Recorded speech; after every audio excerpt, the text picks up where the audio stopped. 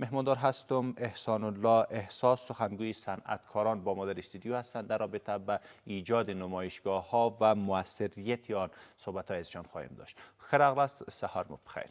ډېره زیاته مننه په پیل کې تاسو ته او په ټوله کې د افغانستان د ملي تلویزیون ټولو قدرمنو لیدونکو او اردونکو ته خپل سلامونه او نیکې وړاندې کوم. وعلیکم السلام. من خب به ستاسو همکاران دوستان همیشه دعوت کړي دي، به ملي تاجران مو را دعوت کړي دي او د ستونزو په تړاو مو همیشه د هغوی نه اورېدلي او زموږ لیدونکي هم تر ډېر حده پورې بلدیت لري چې تاجران په کومو ستونزو کې دي. د ځمکې موضوع هم تر یو حده پورې حل شو. هغه صحرا کې سبز هم یو امیدواري شته ورته، انشاءالله په آینده کې به نور هم ښه شي.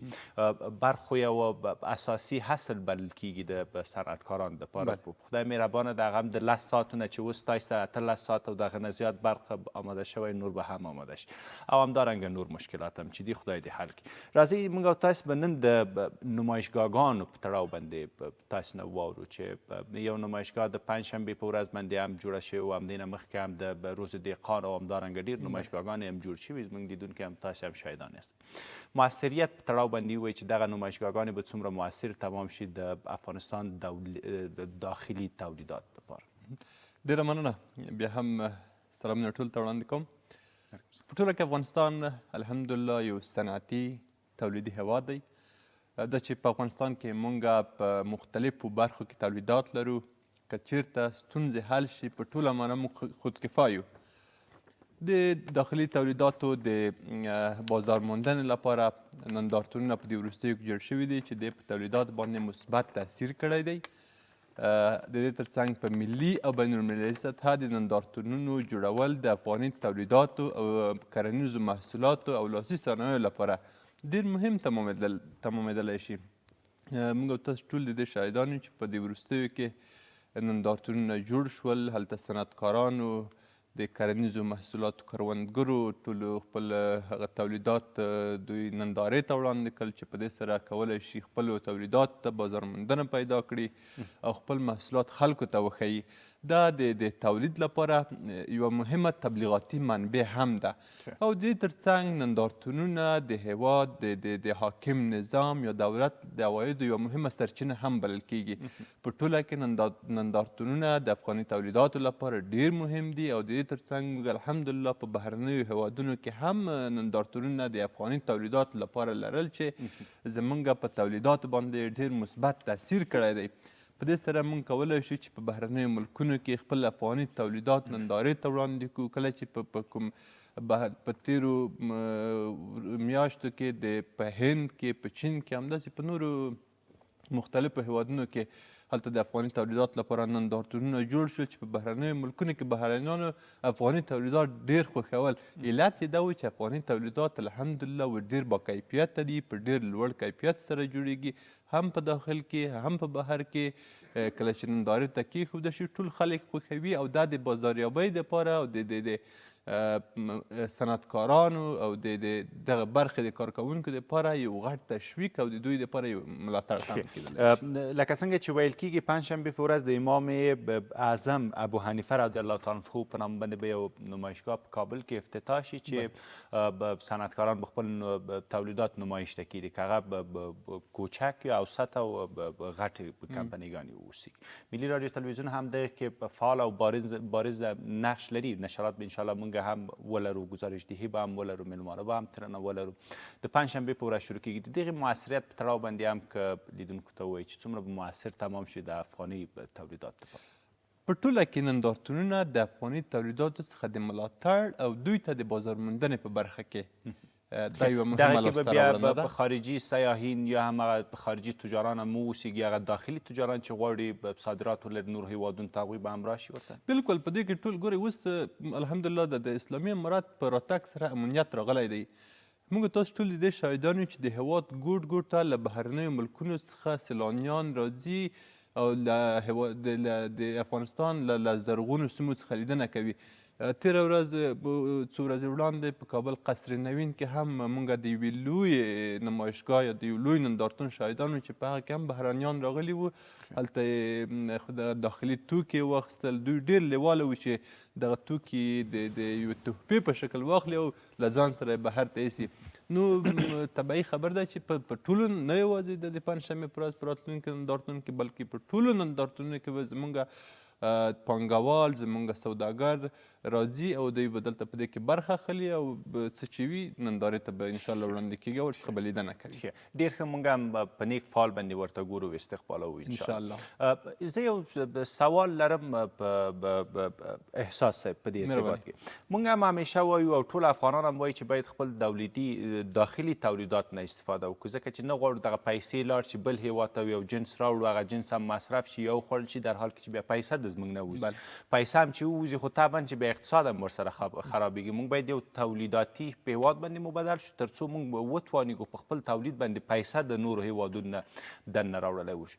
ولیکن ځینې شیان دي چې په افغانستان کې هم تولیدېږي ولیکن بیا زموږ او ستاسو تاجران ځي عین شی بیا د نور هېوادونو نه راواردوي. مثلا په افغانستان کې موږ او تاسو ظرفیت د دې لرو چې بوټان تولید کړو، نو لازمه نه ده چې د نورو هېوادونو نه موږ او تاسو ته بوټان راشي. بیا دلته یو تعادل حفظ کول مسله هم ډېره اړینه او مهمه بلل کېږي. مثلا د افغانستان د خلکو توان د خرید تر دې حده پورې نه ده چې لاړ شي یو جوړ بوټان وطني بوټان په 2000 افغانۍ یا په 1800 افغانۍ، نهایت 1500 افغانۍ نه خو ارزان نه دي. در حال چې بیا په 1500 افغانۍ باندې په ښه شیپ سره نور بوټان موږ خارجي بوټان تهیه کولو. څنګه وتوانیږو زموږ تاجران، زموږ حکومت، پانګوال، صنعتکاران څنګه وتوانیږي چې یو تعادل حداقل حفظ کړي؟ دومره تفاوت خو هم ونه لري چې 1500 افغانۍ زموږ او ستاسو داخلي بوټان قیمت، در حال چې په افغانستان کې تولیدېږي. که پانګونه پرې وشي او بوټ ارزانه تولید شي، د بوټ تر څنګ امثالو هم نور موارد په ارزانه بیه باندې د افغانانو اختیار ته قرار ورکړل شي، مالیه خوانه په ګمرکونو کې په هغه شیانو باندې لوړه شي چې په افغانستان کې موږ او تاسو د ظرفیت د تولید لرو، نو دغه تعادل څنګه باید حفظ کړو؟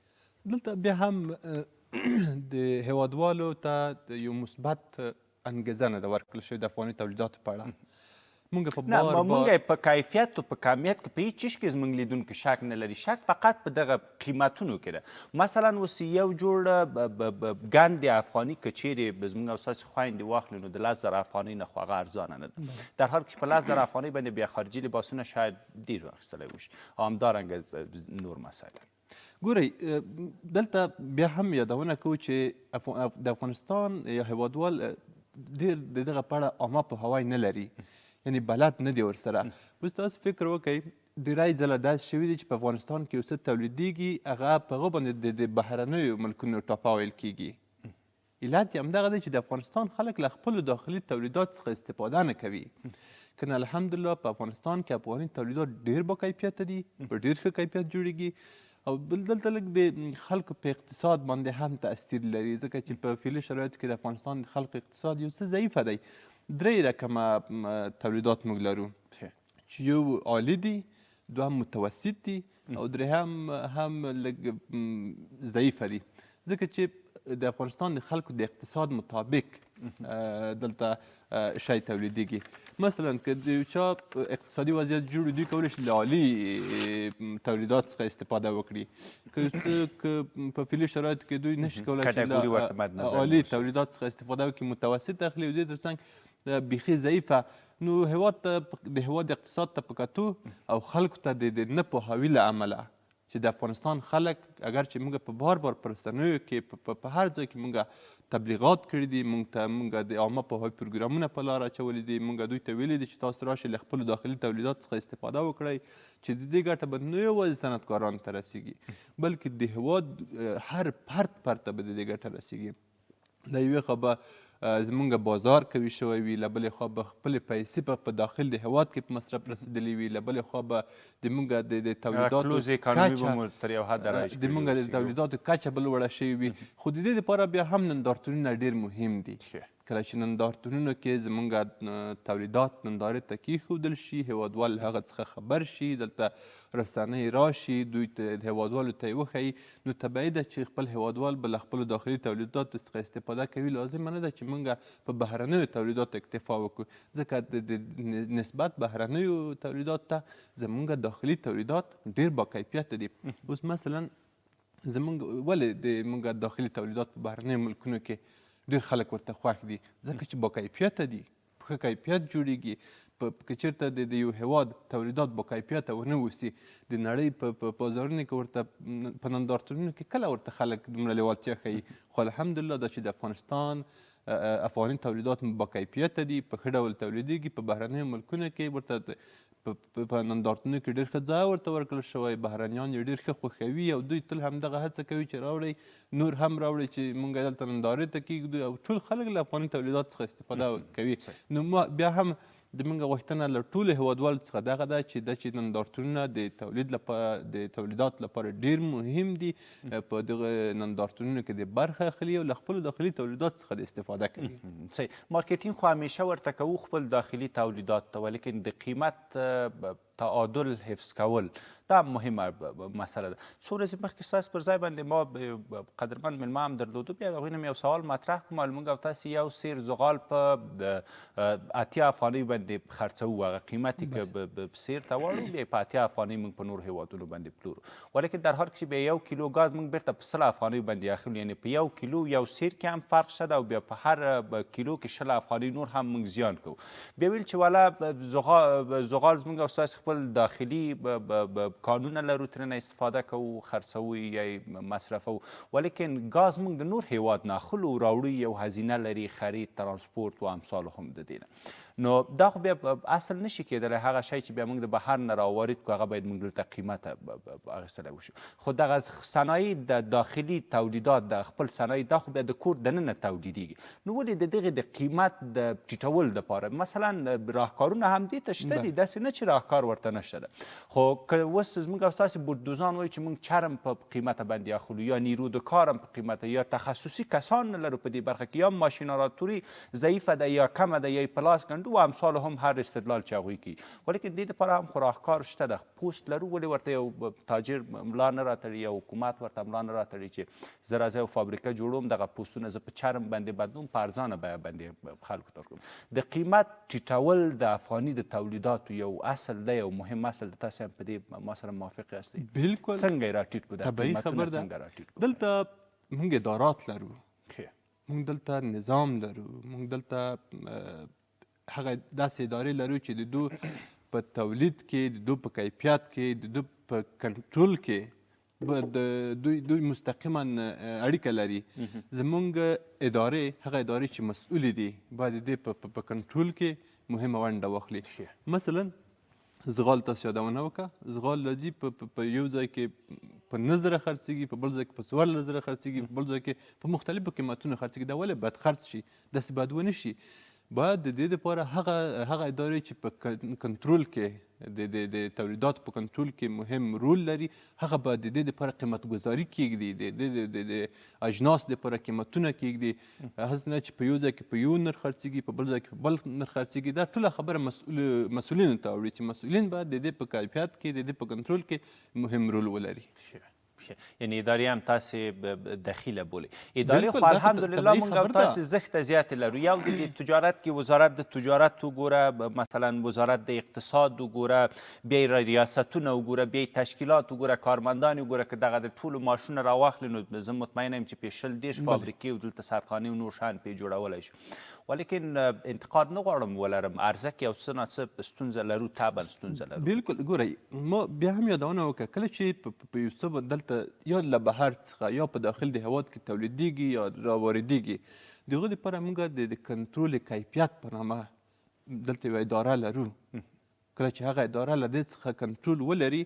نه د خوراکي توکو بیه لوړېدی شي نه د داخلي تولیداتو بیه لوړېدی شي د لوړ قیمتونو موضوع خو داسې ده سخنگوی صاحب تاسو ته بهتره معلومه ده تاسې ویان هستئ د صنعتکارانو دغه قلم که چیرې جوړیږي نو دې دپاره یو براورد کیږي چې دې کې څومره پلاستیک مصرفیږي د دې ډیزاین کې څو افغانۍ مصرفیږي مثلا د دې پایپ په لاین کې او د دې په نوکه کې څو افغانۍ مصرفیږي بیا آوټپوټ ته راځو بیا په دې باندې یو قیمت کیدو یو مفاد په دې باندې کیدو نو که چیرې ما ته دا پلاستیک و د دې آیین و د دې خام مواد قیمت تمام شي نو خو طبعا چې زه باید قیمتونه لوړ کړم دغه خام موادو بیې ټیټول هم یو اصل بلل کېږي څنګه یې راټیټ کړو دا د خام مواد ګوره یو په داخل د هېواد کې خام مواد یو له بهر څخه راواردېدونکي خام مواد دا داخلي تولیدات چې موږ لرو تر څه حده پورې موږ کولی شو ورته په خپله داخل کې خام مواد تهیه کړو خو په داخل کې اول به راشو په بهر باندې به خبره وکړو. کله چې موږ له بهرنیو هیوادونو څخه د داخلي تولیداتو لپاره موږ خام مواد یا مالونه را انتقالوو، دا په ډالرو باندې را انتقالیږي. په ډالرو باندې د دې باید ډېره قیمته موږ ته تمامیږي. د دې ترڅنګ په داخل د هیواد کې هم دغسې کېږي چې هلته خام مواد موږ ته قیمت تمامیږي. مثلا یو قلم تاسو مثال ورکړل، زه به همدغه قلم تاسو ته مثال درکړم. کله چې موږ یو قلم تولیدوو، په دې باندې قلم دپاره د الف نه تا پورې چې څه په دې کې استعمالیږي د هغې دپاره حساب کوو. مثلا قلم دی، نوکی ده، بمبۍ ده، رنګ دی، د هر څه دپاره هلته براورد کېږي. دلته ماشینونه دي، دلته مثلا د کارکوونکي دي، دلته د تر سکیوریټي ګارده پورې هم تر ټولو پورې که نه، یعنې د دې ټول مصارف په هغه باندې وراچوي. بیا بازار ته چې کله وړاندې کړي، نو خامخا به نو یو صنعتکار کله چې تولیدات کوي، دوی خو نشي کولی چې د خپل ځان نه یعنې چې څومره مصارف شوي دغونه یې مرځانه ورکړي، ګټه پکې نه وي، په تاوان باندې کله کېږي. خو طبیعي ده چې یا به او ډېری د موږ افغاني تولیدات هم با کیفیته دي او هم کم کیفیته دي. خو د کم کیفیت والا بیا خلک نه اخلي، او د لوړ کیفیت والا چې قیمته دي هغه هم نه اخلي. د لوړ کیفیت والا شکایت کوي چې بیې یې لوړې دي، او د ټیټ کیفیت چې لري هغه بیا وایي چې بیې یې ټیټې دي. خو دلته ټوله خبره په اقتصاد پورې ده. که چېرته د افغانستان د خلکو اقتصاد جوړ وي، نو زه فکر نه کوم چې ډېر معمولي شیانو ته دوی فکر وکړي. خو په داخلي شرایطو کې د افغانستان د خلکو وضعیت یو څه اقتصادي له ستونزو سره مخ شوی دی. هیله لرو چې د افغانستان دغه اقتصاد جوړ شي، دلته پلان جوړ شي، دلته ځوانانو ته د کار زمینه برابره شي، دلته له داخلي تولیدات څخه استفاده وشي، دلته نندارتونونه په لاره واچول شي چې همدغه نندارتونونه د داخلي تولیداتو د بازار موندنې دپاره یوه ډېره ښه لاره جوړېدلی شي. نو مسؤلین باید په دې برخه کې ډېره توجه وکړي. د موږ غوښتنه له ټولو مسؤلینو څخه بیا هم همدغه ده چې لومړی زموږ او تاسو موضوع نندارتونونه وو، چې د نندارتونونو دپاره زمینه سازي وکړي چې د هېواد د تولیداتو لپاره نندارتونونه په لاره واچوي. دوهم د هېواد د تولیداتو د کنټرول دپاره ژمی را روان دی. دلته نه یوازې د توکو بلکې د خوراکي توکو، غیر خوراکي توکو بیې ډېرې لوړېږي. د چې ژمی را روان دی، د خلکو اقتصادي وضعیت خراب دی. مثلا په خپلو خبرو کې تاسې د ګاز یادونه هم وکړه. د ګاز دپاره د نرخونه وټاکي مسؤلین، ښاروالي او داسې نور. د ژمي په رارسېدو سره د خلکو اقتصادي وضعیت ورځ په ورځ نور هم خرابېږي، ځوانان بېکاره کېږي. د برق ستونزې ته که وګورو، مثلا د برق ستونزې دې حل کړل شي. همدغه ټول هغه موارد دي چې د هېوادوالو که چېرته ښه واوسي، ژوند به مو ښه وي، او که چېرته لږ په ستونزو مشکلات کې وي، زموږ د هېوادوالو ژوند به یو خو له اقتصادي اړخه موږ ضعیفه یو، دوهم به که چېرته د خوراکي او غیر خوراکي توکو نرخونه ټیټ نه شي، د هېوادوالو ژوند به نور هم له ستونزو سره مخ شي. نو موږ هیله لرو چې مسؤلین د نندارتونونو دپاره هم زمینه برابره کړي، او هغه څه چې د هېواد د آبادۍ د پرمخ وړلو لپاره کېږي په هغوی کې رغنده رول ولري. موږ ټول هېوادوال له داخلي تولیداتو څخه هم استفاده وکړو. او بیا هم زما یو پیغام په مسؤلو چارواکو ته دغه دی چې دوی باید د ژمي په رارسېدو سره د خوراکي او غیر خوراکي توکو بیې ټیټې کړي. او دې ترڅنګ تاسو په خپلو خبرو کې د وخت یادونه وکړه، هغه ته م غواړم لږ اشاره وکړم په ډېرو لنډو ټکو کې په بښنې سره. تاسو د برق او مځکې یادونه وکړه. د صنعتکارانو دپاره تر اوسه پورې د مځکې ستونزه نه ده حل شوې. شهرک سبز هغه د چینایانو دپاره ورکړل شوی و، هغه د یو شمېر کسانو دپاره، د مختصو کسانو دپاره ورکړل شوی و. په ټوله کې د صنعتکارانو د مځکې ستونزه نه ده حل شوې. زموږ غوښتنه همدغه ده چې صنعتکارانو ته مځکې ورکړل شي، د برېښنا ستونزه یې حل شي، بانکي ستونزه یې حل شي، تر څو موږ په داخل د هېواد کې تولیدات ولرو. دغه تولیدات په نندارتونونو کې نندارې ته وړاندې کړو، د دې څخه ترڅنګ بهرنیو هېوادونو ته یې صادر کړو، تر څو یو افغانستان یو خودکفا یو پرمختللی افغانستان ولرو. امید لرو چې دغه ټولې ستونزې حل شي، او زموږ او ستاسې افغانان او ملي تاجران نور هم دې ته لیوال شي، راشي په افغانستان کې پانګونه وکړي انشاءالله. نو دغه د نمایش په تړاو باندې چې د پنجشنبې په ورځ باندې شروع کېږي، پیام په شکل باندې د زموږ افغانان او هغه صنعتکاران چې تولیدي کمپنیو شرکتونو تصدیګان لري که او بلنه ورته هم ورکړي. ډېره مننه. ټولو هېوادوالو ته موږ بلنه ورکوو چې نه یوازې د راتلونکي پنجشنبې ورځې په نندارتون کې دوی برخه واخلي، بلکې هغه نندارتونونه چې د افغاني تولیداتو دپاره جوړیږي دوی ټول د راشي په دې کې د برخه واخلي، دلته د خپل تولیدات نندارې ته وړاندې کړي تر څو هیوادوال ورڅخه خبر شي. کله چې د دوی له تولیدات څخه هیوادوال خبر نشي نو دوی به خپل تولیدات له ځان سره وساتي، نو نړیوال به له ځان څخه خبر شي. کور موادان احسان الله احساس د صنعتکارانو ویان مننه چې زموږ مننه مو منله کور موادان.